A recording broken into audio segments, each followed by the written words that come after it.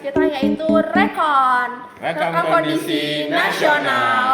Di sini dengan gue Elanika, Gua Fatan, dan gue Legi, dan kita di sini bakal siap nemenin kalian dengan obrolan seru yang ada di hari ini. Emang kita hari ini bahas apa sih Lan kalau boleh tahu? sebelum bahas masih yang nanya kabar dulu. iya. Bener banget. Gimana sih kabar lu Tan? Ya, gua alhamdulillah. Kalau lu gimana berdua? Baik-baik. Baik-baik aja sih. Gitu Cuma sih. kemarin gue sempat lihat ada yang viral nih di Instagram. Wah, mantap. Apaan? Itu yang biru-biru, kalian tahu nggak sih?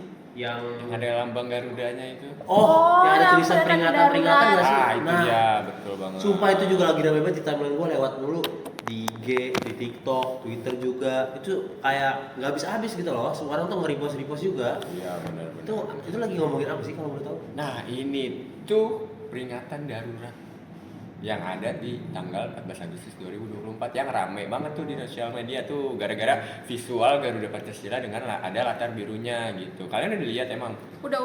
Udah. Banyak banget Udah yang berkali-kali, nge-repost, ya. apalagi di Twitter, di Instagram. Gua juga sempat ikutan repost sih. Oh, lu repost Ya. juga. Iya, betul. Nah. Itu kan maksudnya rame banget ya, kayak semua timeline tuh penuh banget tuh sama gambar itu.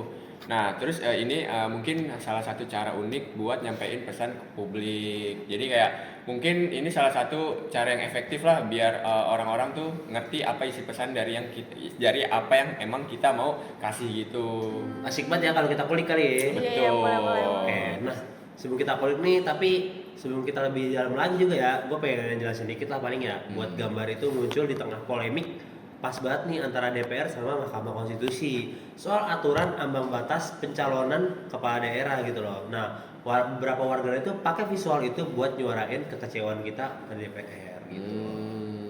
Jadi gambar peringatan darurat itu yang viral itu asli dari konsep tayangan analog horor gitu. Oh, jadi Lu dari kalau situ. sempat lihat di TikTok tuh suka banyak tuh yang biru-biru Iya, gitu. iya. Nah, tapi belakangan ini dipakai buat mengkritik DPR dan pemerintah gara-gara ada drama politik soal pilkada.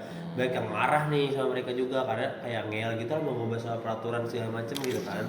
Jadi gerakannya itu semacam kayak gerakan curhatan masalah para warga lah yang capek sama pemerintah gitu. Iya, betul banget. Mungkin ini kayak salah satu keresahan warga Indonesia terus dituangkan dalam gambar ini gitu kan. Jadi kayak kita warga Indonesia juga mungkin banyak yang menentang karena mungkin ini tuh salah dalam sisi demokratis atau kayak sisi konstitusional tuh, gitu. Bener banget, dan ini tuh juga kayak relate sama konsep komunikasi verbal dari simbol, warna. Gimana sih like menurut lu? Nah, iya, jadi kalau misalnya dalam komunikasi nonverbal itu mungkin secara tidak langsung kita bakal dapat menerima pesannya tanpa kita mendengar atau bukan mendengar tapi melihat gitu. Jadi kayak gambar, warna, terus simbol yang langsung ngena gitu. Kayak si Garuda biru ini tuh sukses banget. Soalnya si visualnya itu bikin kesan darurat banget. Terus orang langsung ngerti lah kalau misalnya ngelihat gambar Garuda Pancasila itu gitu. Sumpah setuju banget. Nah ini juga ada unsur verbalnya loh. Terus kayak banyak nambahin caption atau kayak komen-komen yang pedes-pedes, kayak DPR inkonstitusional atau selamatkan konstitusional. Oke, ganti politiknya. Terus juga ada kayak selamatkan demokrasi, itu kayak benar-benar perpaduan antara verbal sama non verbalnya itu. Terus gimana Tan menurut lo? Ya ngomong-ngomong soal kekuatan pesan ya, ini sih kalau menurut gua ada hubungannya sama teori komunikasi yang menyebut model elaboration likelihood gitu atau ILM. Teori ini tuh ngejelasin gimana sih audiens tuh ngeproses pesan gitu. Kalau mereka peduli banget bakal mikir dalam alias lewat jalur sentral. Tapi kalau cuma lewat aja ya jalur perifer lah. Terus sih benar banget. Terus juga apa? Terus Terus apa? Terus Dulu aja dah. terus kalau gambar Garuda ini tuh jelas pakai jalur perifer karena mereka itu main di emosi sama simbolisme. Mungkin emosi di sini kayak yang tadi gue bilang dari keresahan masyarakat Indonesia yang menentang adanya pengurangan umur ya, umur yang yang ada umur, itu. iya. Nah, terus mungkin simbolismenya itu lebih ke kayak yang tadi lu bilang tuh menggambarkan horornya negara kita yang lagi horor lah bisa dibilang karena latar warna biru itu gitu. Terus juga tapi buat mereka yang ngerti konteks politiknya itu mereka itu masuk ke jalur sentral. Jadi mungkin dua jalur ini tuh antara perifer sama sentral itu saling melengkapi. Iya. Nah ya, gue lupa nambahin tadi juga, menurut gue tuh ada teori penilaian sosial gitu. Dia benar respon orang ke pesan itu tergantung dari sikap mereka sebelumnya gitu loh. Jadi menurut gue gitu sih gitu. Setuju banget. Setuju banget. Berarti ini peringatan darurat ini tuh masuk ke contoh komunikasi yang efektif banget kan. Jadi kayak orang tuh kalau misalnya ngelihat ke Garuda terus berlatar biru, oh pasti peringatan darurat gitu. Jadi mungkin itu salah satu contoh komunikasi yang efektif banget. Terus apalagi dikemas di media sosial, nggak perlu seminar panjang kayak ngejelasin gimananya. Iya, Tapi iya. dengan visual, cukup satu visual dengan Garuda dengan berlatar biru, mereka tuh udah langsung kayak ngeh gitu kalau misalnya itu adalah peringatan darurat gitu. Iya banget nih, tapi gimana sama yang netral? Visual Garuda itu malah bikin mereka mulai mikir kayak ya ini apa ya, dan mereka mulai mencari tahu sih menurut gua gitu.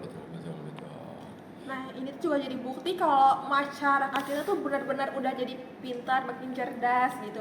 Terus kayak apalagi tuh kayak dikombinasiin sama visual yang tajam, yang kayak si Garuda ini kan jadi lambang negara kita kan. Terus juga ada kayak si latar biru yang benar-benar mencolok mata kan. Terus itu kayak sukses banget bikin itu jadi geger kayak di Twitter, di Instagram gitu sih. Iya, setuju sih. Tapi kita juga harus ingat sih, penting buat kita lagi balik lagi kan, buat kritis sama informasi yang kita konsumsi gitu. Jangan Betul. sampai cuman ikutan aja. Iya, maksudnya ikut-ikutan kayak FOMO gitu ya. FOMO, iya FOMO. Lu tahu peringatan darurat apaan? Kagak, gua nggak tahu gitu. Cuma ikut-ikut aja. Tapi gua. dia nge-repost. Tapi dia nge-repost. Dia nge-repost. Tapi dia nge-repost. Biru-biru gitu kan. Iya. Biru-biru juga banyak yang lain. Iya. Satu biru, dua biru. Tiga biru. Tiga biru, Empat biru. empat biru. Enggak. Enggak, oh kasus gitu. Ya, kan kita udah bahas nih dari tadi tentang komunikasi nonverbal, teorinya, terus juga peringatan darurat. Jadi kalian bisa nggak sih maksudnya ngasih kayak kesimpulannya apa sih nih kenapa peringatan darurat ini bisa nyambung ke komunikasi nonverbal sama verbal, dan kenapa tadi ada teori penerapan sosial dan ILM itu. Gimana kan? Kalau menurut gue tuh kayak komunikasi nonverbal tuh kayak super powerful banget gak sih? Kayak dari simbol, terus dari warnanya, terus itu juga bakal makin kuat kalau ketemu sama komunikasi verbalnya itu yang kayak kita komen-komen, pedes-pedes, yang juga kayak menyuarakan pendapat kita masing-masing gitu. Kalau dari Fatan gimana? Kalau menurut gue sih dari yang tadi tuh paham teori kayak ILM, terus penilaian sosial, itu bikin kita lebih ngerti nih kenapa pesan tertentu tuh kayak ngefek banget. Kayak ketika kita lihat Bang Garuda itu tuh kita langsung kayak oh ini pasti menggambarkan Indonesia gitu. Terus latar biru dan peringatan darurat yang ya udah itu sesuai dengan namanya peringatan darurat gitu, yang dimana ketika kita ngeliat itu negara kita sedang tidak baik-baik aja pastinya. Terus juga yang terakhir mungkin jangan lupa buat teman-teman nih di sosial media atau di khalayak masyarakat, kalau misalnya emang ada informasi atau suatu ada nih di media sosial atau viral, jangan lupa buat terus kritik dan bijak dalam menerima dan menyebarkan pesan itu. Jangan Kadang sampai viral-viral doang. Iya. Tapi belum tentu benar. Betul. Iya, Kayak salah misalnya, takutnya.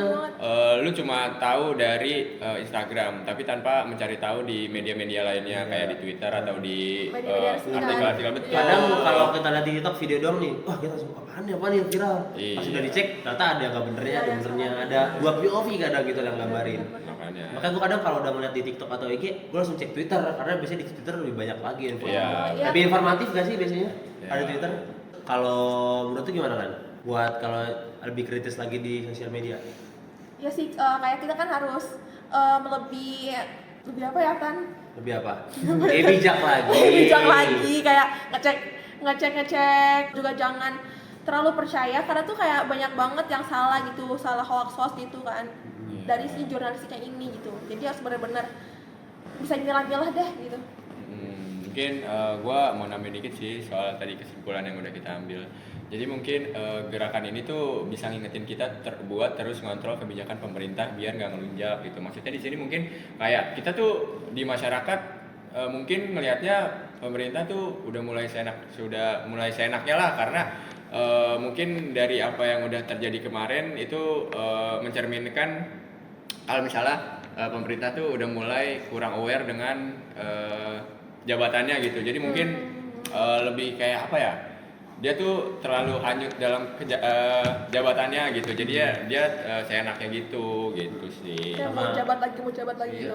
Betul. Dan dari peristiwa kemarin, kalau dari secara ini gue pengen nambahin juga ya, kayak dari perspektif psikologi komunikasi juga, itu kita harus tahu nih kayak pentingnya untuk memilih media sama saluran komunikasinya, juga pesan darurat yang efektif itu seperti apa, itu kita diajarkan dari kemarin juga. Terus kita bisa melihat kayak respon psikologis dari masyarakat terhadap pesan tersebut, kayak wah gimana sih efek sepatnya gitu. Terus kayak beberapa kelompok sosial tuh langsung kayak terjun juga. Sama yang terakhir kita bisa lihat komunikasi dua arah juga di situ, yang dimana simulasi dari latihan evaluasi, terus kemudian ada pesan peringatan awal juga, dan kampanye kesadaran gitu sih. Banyak. Jadi tuh dari kemarin tuh relevan banget sama psikologi komunikasi juga. Iya, betul.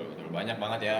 Dari tadi kita udah bahas tentang peringatan darurat, terus juga udah bahas tentang teori-teori yang berhubungan dengan peringatan darurat kayak nonverbal, verbal, terus penilaian sosial dan ILM. Mungkin untuk episode kali ini segitu aja kali ya pembahasan kita kali ini. Udah banyak juga nih, Banyak teman-teman banget. juga pasti udah bosen banget nih ngeliatinnya kayak Kita nggak selesai bener nih. banget. Lama banget nih. Mungkin di next project kita lanjutin lagi Next Oh, project iya. kita bahas yang lain lagi kita di rekon ini. Mungkin untuk episode kali ini segitu aja. Gua Legi Gue Lanika. dan gua Fatan. dan kami pamit undur diri. Terima kasih buat teman-teman yang udah dengerin podcast Kami dari Rekon Rekon Kondisi Nasional. Dadah.